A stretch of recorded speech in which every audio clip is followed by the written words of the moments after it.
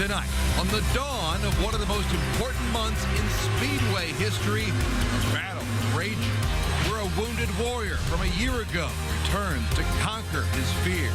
A place where art meets a lasting legacy, as only the two can, and where change is constant, just the way the founding fathers intended.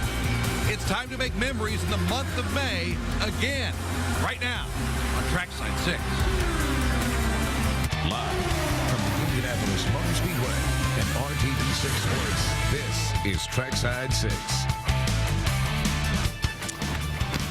Good evening. Welcome, everybody, back live at the Indianapolis Motor Speedway 2016, getting set eventually for the 100th running of the Indianapolis 500. I'm Dave First, Brad Brown.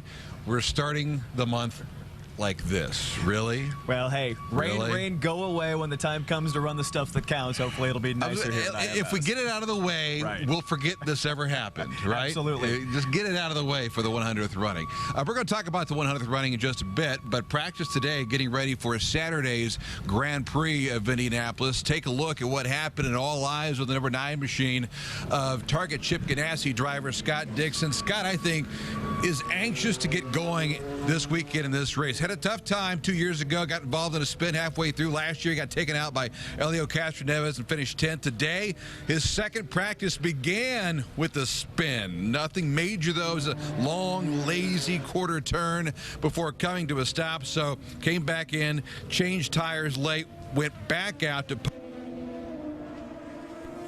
the fastest speed,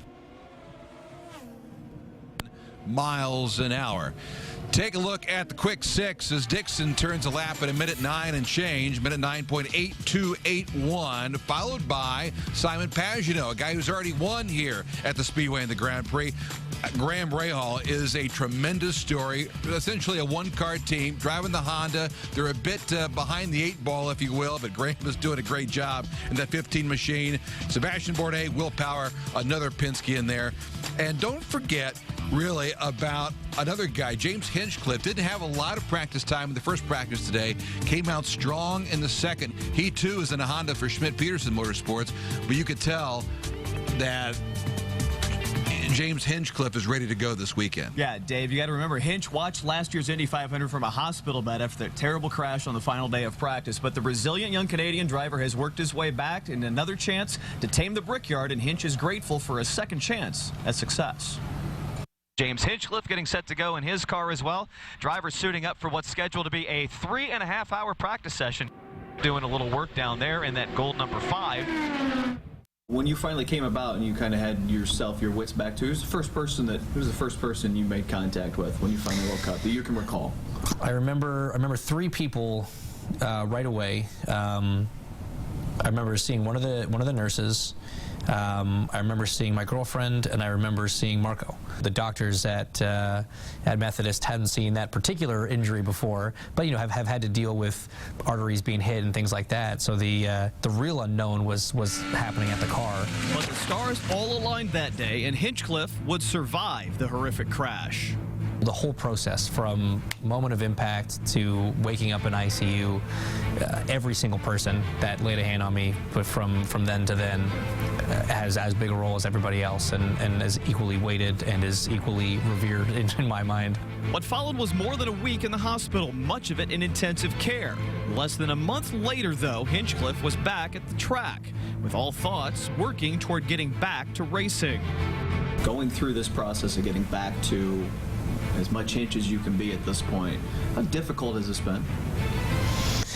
In a lot of ways, obviously, it's been very difficult. Being taken away from my sport for that length of time was very difficult, obviously. I had so much support from so many people, friends, family, medical staff, safety staff, fans, strangers. I honestly feel like I got off easy. Less than 5 months after the crash, Hinchcliffe was back behind the wheel at Road America in Wisconsin. I came through turn 1, a little bit hot, car snapped sideways, 4th gear corner pretty quick, and just reacted, kept going, didn't even lift, and I thought to myself, okay, I can still do this. I just got an IndyCar sideways at a $130 at Road America or whatever it was. We're good. We're good. We're good. Yeah. Just last month, Hinch was back on the IMS Oval, turning laps at Indy testing in full circle in less than a year.